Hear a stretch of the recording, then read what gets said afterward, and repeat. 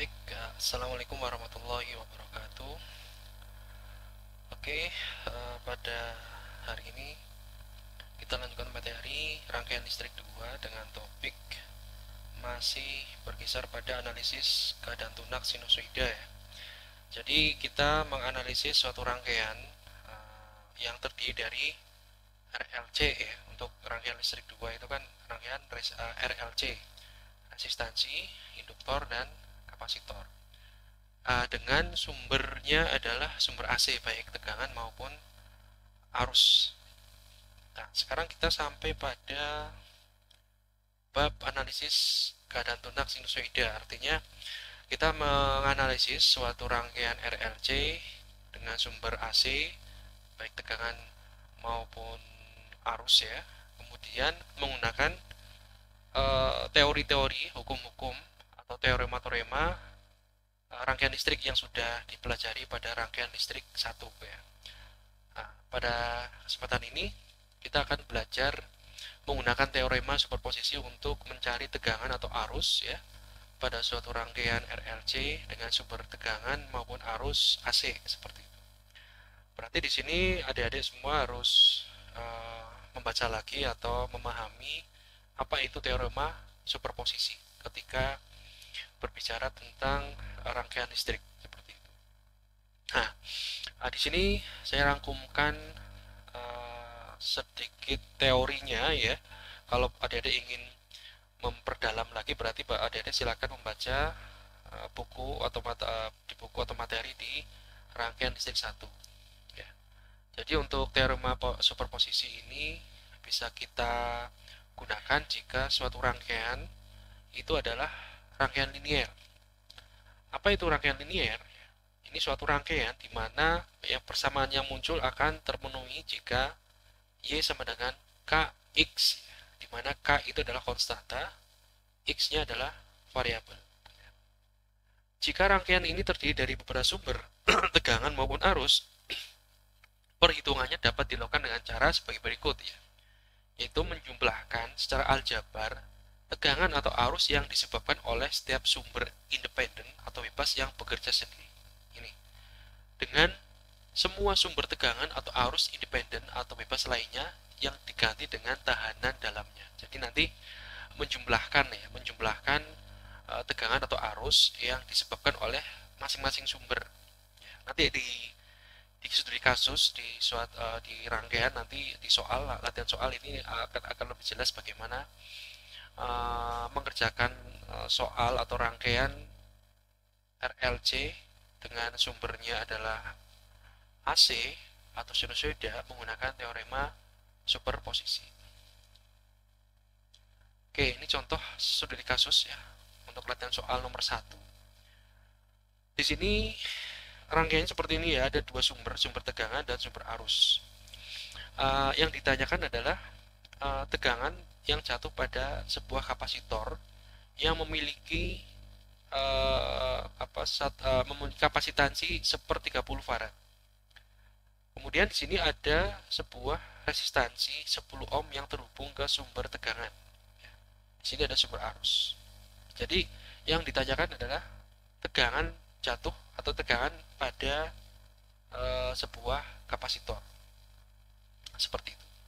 Kita lihat di sini ya, untuk sumber tegangannya itu adalah 10 cos 3T volt dengan sumber arusnya adalah sin 3T ampere. Nah, di sini ada dua satuan yang pertama adalah cos, yang kedua adalah sinus.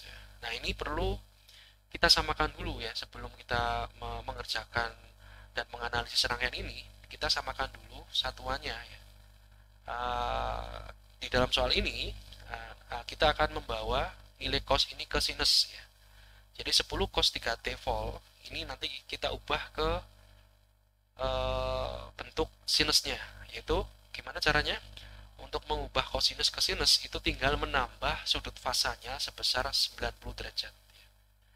Sehingga di sini kita ubah 10 cos 3T ini menjadi 10 sin 3T plus 90. Nah, plus 90 ini adalah sudut fasa ya, sudut fasa. Jadi dari cos ke sinus itu ditambah plus 90, kalau dari sinus diubah ke cos itu dikurangi 90 atau ditambah minus 90 derajat seperti itu. Oke, setelah kita samakan bentuknya ke sinus ya, baru kemudian kita ubah ke dalam bentuk penulisan notasi fasornya ya. Untuk mempermudah perhitungan, kita ubah ke penulisan dalam bentuk fasor ya. 10 sin 3T plus 90 ini dalam bentuk fasor adalah 10 sudut 90 derajat. Jadi kita kita ambil nilai amplitudonya ya 10 ini dan sudut fasanya 90. Ya, ini adalah bentuk fasor dari sumber tegangan. Kalau kalau yang sumber arus berarti satu sudut 0 derajat. Ini di sini sudutnya 0 derajat. Jadi di sini adalah satu sudut 0 derajat ampere. Seperti itu. Kemudian kita perlu mengubah juga atau mencari ya nilai impedansi dari kapasitor. Ya. Nilai impedansi dari kapasitor, di mana nilai impedansi kapasitor ini adalah ZC sama dengan min J min J per omega J, atau JC sama dengan 1 per J omega J ya, dimana kalau kita lihat rumus yang bawah ini J-nya terletak pada penyebut atau di bagian bawah. Nah, ketika J-nya kita naikkan ke pembilang ya, maka di sini menjadi negatif ya, jadi min J per omega J. Ini bedanya antara yang rumus atas dan di bawah hanya ini letak J-nya ya. Kalau rumus yang di atas ini min J itu terletak di pembilang, sedangkan yang bawah J-nya terletak di penyebut. Nah, seperti itu. Ketika dia naik menjadi pembilang, maka jadi negatif. Atau ketika dia turun ya, min J itu diturunkan ke penyebut jadi positif. Jadi ada perubahan polaritas di situ. Dua-duanya benar sama rumusnya. Anda bisa pakai dua-duanya ya, salah satu aja lah, karena ya sebenarnya ini rumusnya sama sebenarnya. Oke. Next. Nah, sekarang kita lihat kita akan mencari apa tegangan pada kapasitor pada saat sumber tegangannya aktif ya, pada saat sumber tegangannya aktif dulu. Dan ini mati kalau sumber arus itu adalah di open ya, di open ya. Jadi kita lihat tegangan di kapasitor yang dipengaruhi oleh sumber tegangan atau sumber tegangannya aktif. Sedangkan kita abaikan dulu sumber arusnya, kita matikan dengan cara membuka atau open circuit di bagian ini seperti itu.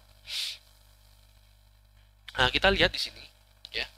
Di sini pada saat VS sama dengan 10 sin 3T plus 90 aktif atau sumber tegangan aktif ya. Kita bisa menganalisis di sini bahwa ketika ini aktif, berapa tegangan di sini, ini adalah caranya adalah kita lihat di sini, ini loop sebelah kiri ini adalah rangkaian seri ya, dari resistor ke kapasitor ini di rangkaian seri ini kan open. Nah, pada saat ini kita bisa mencari nilai tegangan jatuh pada kapasitor dengan rumus pembagi tegangan. Karena apa? Karena tegangan pada sumber tegangan ini itu nanti akan terbagi ke resistans 10 ohm dan kapasitor 1/30 farad seperti itu. Jadi sama saja ketika pertanyaan adalah kita ingin mencari tegangan pada kapasitor, ini sama saja dengan membagi atau mencari dengan menggunakan rumus pembagi tegangan. Nah, bagaimana rumusnya?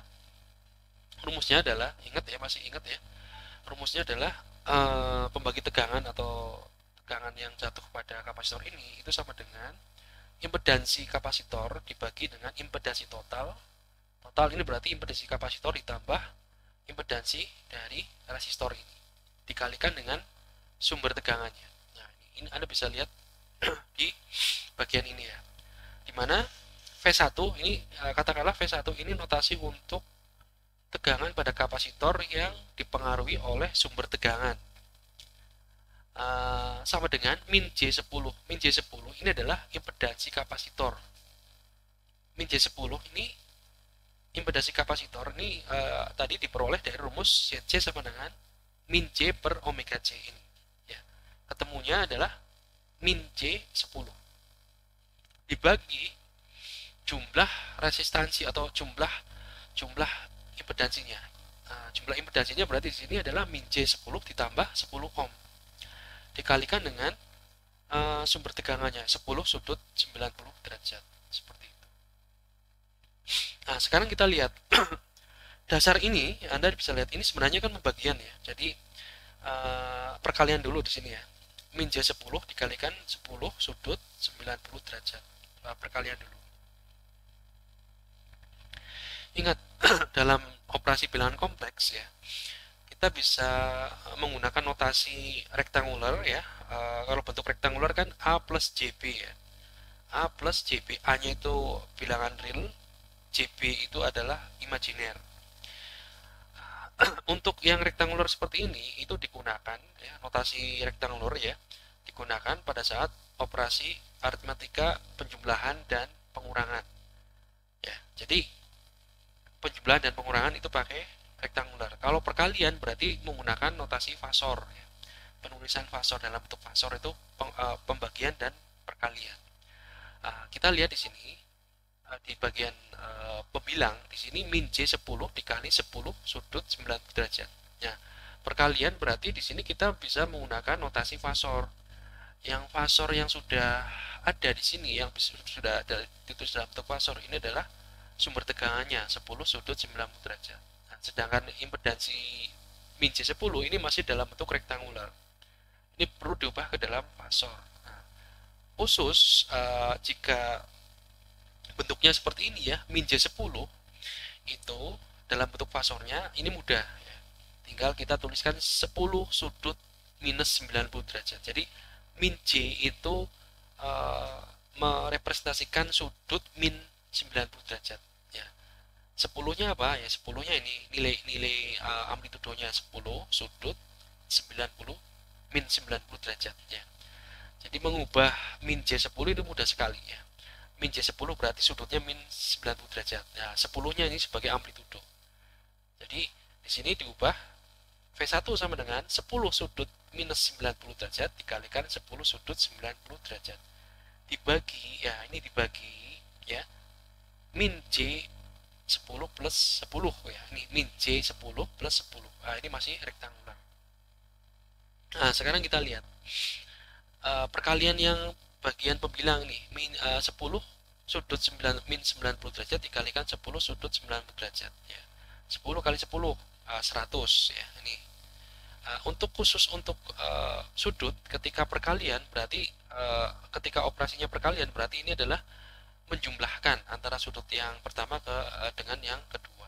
Jadi minus 90 ditambah 90 menjadi 0 derajat. Jadi hasil dari perkalian 10 sudut minus 90 dikalikan 10 sudut 90 derajat ini adalah 100 sudut 0 derajat. Nah, kemudian ini dalam bentuk fasor ya. Ini ada amplitudo, ada sudut fasanya. Ini dalam bentuk fasor. Dibagi dengan ini min J10 plus 10. Min J10 plus 10 ini dalam bentuk rektanguler. Diubah dalam bentuk fasor bagaimana? Ya. Nah, ini rumusnya ya, bentuk fasor ya. Bentuk fasor dari rektanguler ya, dari rektanguler nih. Ya. Jadi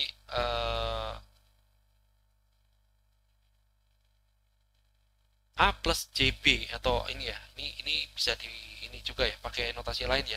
D plus JC ya. D-nya itu real, JC-nya itu adalah imajiner. Diubah ke dalam bentuk fasor yaitu A sudut fasanya B seperti itu. Maka kita bisa mencari A ya, amplitudo di sini itu dengan rumus akar akar C kuadrat plus D kuadrat. Jadi akar nilai realnya dikuadratkan ditambah nilai imajinernya dikuadratkan. Di akar ya, ini di akar dalam bentuk akar. Nah, kemudian sudutnya bagaimana? Sudutnya ini adalah arkes tangan C per D. C-nya itu bagian imajiner dibagi bagian realnya. Ya. Ingat, bagian pembilangnya adalah bagian imajiner dibagi bagian realnya, komponen realnya. Hasilnya berapa? Hasilnya ya, ini min J10 plus 10 ketika kita ubah dalam bentuk fasor menggunakan rumus ini ya, menggunakan rumus A dan B ini Hasilnya adalah 10 akar 2 sudut minus 45 derajat. Nah, sekarang sudah dalam bentuk fasor semua nih, baik pembilang dan penyebut. Ini bisa dilakukan operasi pembagian. Nah, caranya gimana? Berarti amplitudo dibagi dengan amplitudo ya. Ini 100 dibagi 10 akar 2 sama dengan 5 akar 2. Ah, untuk sudut ketika operasinya adalah pembagian, maka sudut pembilang ya, sudut yang di atas ya pembilang dikurangi dengan sudut penyebutnya. Berarti di sini 0 dikurangi minus 45 menjadi 45 derajat positif ya. Karena minus negatif itu kan jadi positif ya. Jadi di sini sudut 45 derajat. Jadi nilai dari V1 adalah 5 akar 2 sudut 45 derajat. Kemudian kedua, sekarang kita mencari tegangan pada kapasitor yang dipengaruhi oleh sumber arus, ya, sumber arus. Maka di sini kita abaikan sumber tegangan dengan cara apa? Dengan cara short circuit di sini, di short. Jadi sumber tegangan di short, dihubung singkat ya, dihubung singkat. Jadi di sini ada sumber arus, kemudian di sini ada cabang yang ke kapasitor dan cabang ke resistor, dan ini adalah terhubung singkat. Yang namanya hubungan antara resistor dan kapasitor di sini adalah hubungan paralel. Anda bisa lihat di sini. Di paralel kan antara resistansi 10 ohm dengan kapasitornya ini jadinya menjadi rangkaian paralel seperti itu. Dan yang ditanyakan adalah tegangan jatuh pada kapasitor. Berarti tegangan jatuh pada kapasitor itu akan sama tegangannya dengan tegangan pada resistor. Karena apa? Karena rangkaiannya paralel. Jadi tegangannya sama. Untuk itu kita bisa mencari tegangan ini dengan cara apa? Ya, berarti I kali R ya, atau I kali impedansi, di mana I-nya ini adalah arus yang berasal dari sumber arus ya, di sini sumber arus. R-nya atau impedansinya berapa? Impedansinya berarti adalah di paralel ya, atau Z penggantinya, atau impedansi pengganti dari rangkaian paralel antara resistor dan kapasitor. Kita harus mencari nilai impedansi penggantinya dulu. Di sini karena itu ada dua komponen yang terangkai secara paralel, maka kita bisa langsung menggunakan rumus ya. Resistansi pertama dikalikan resistansi kedua dibagi resistansi pertama ditambah resistansi kedua. Ya. Sekarang kita lihat resistansi atau impedansi ya. Kita pakai istilah impedansi aja. Impedansi pertama itu dari kapasitor ya. Impedansi kapasitor itu min J10 dikali dengan impedansi resistor 10 ohm dibagi dengan min J10 ditambah 10.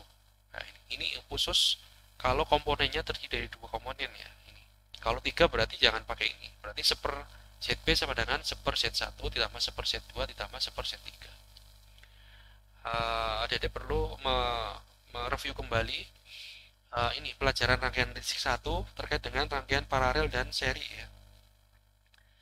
Oke, sekarang kita lihat ini bentuknya rektangular semua ya, pembilang dan penyebutnya dalam bentuk rektangular. Ini nggak bisa dioperasikan karena ini operasinya pembagian. Maka kita harus mengubah dulu menjadi fasor dalam bentuk fasor. Jadi pembilang diubah ke fasor, penyebut diubah ke fasor. Sekarang kita lihat min J10 kali 10. Ini bisa kalau seperti ini bisa dikalikan karena ini kan 10-nya konstanta di sini ya.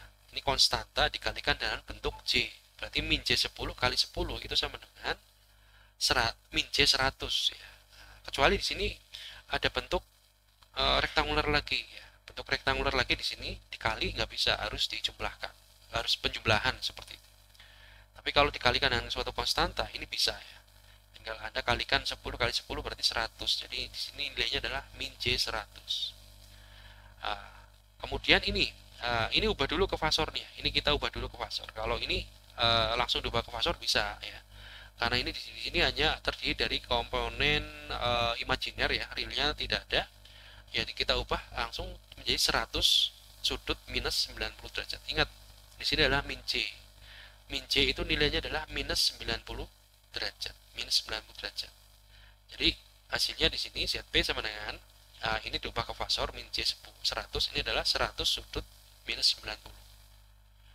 Kemudian yang min J10 plus 10 ya, ini rektangular Debagoff fasor, hasilnya adalah ini. Menggunakan rumus apa? Rumus ini AB. Nah, A berarti adalah akar min 10 kuadrat ditambah 10 kuadrat. Kalau yang yang apa sudutnya arcus tangen minus 10 dibagi 10. Nah, ini ketemunya adalah minus 45. Kemudian kalau sudah dalam bentuk fasor semua, tinggal dioperasikan pembagian, dari 100 dibagi 10 akar 2 menjadi 5 akar 2. Kalau ini sudut dalam operasi pembagian itu sama saja dengan mengurangkan sudut pada pembilang dikurangi sudut pada penyebut.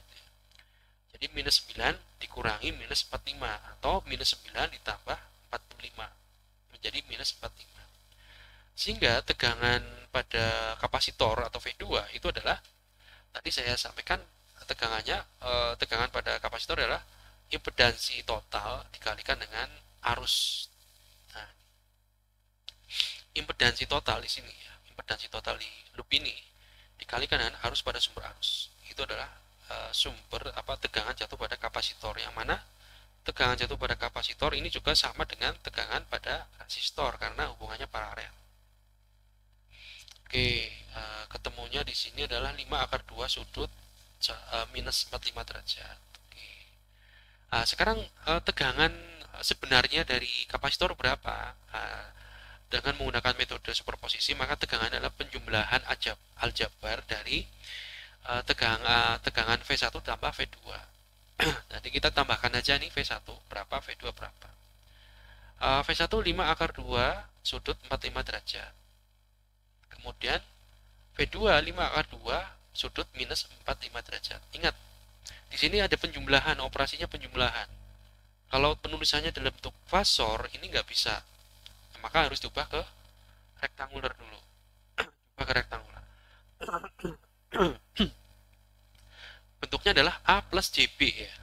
Bentuknya adalah A plus JB. A itu bagian real, JB itu bagian imajiner. Nah, caranya gimana? Caranya untuk mencari A-nya atau bagian realnya itu berarti ini adalah amplitudo dikalikan dengan cos 45 derajat. Jadi cos ya, itu real.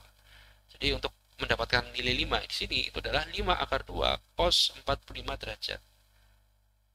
Untuk mendapatkan nilai J5 itu bagaimana? Berarti sinus 5 akar 2 sin 45 derajat sama dengan 5.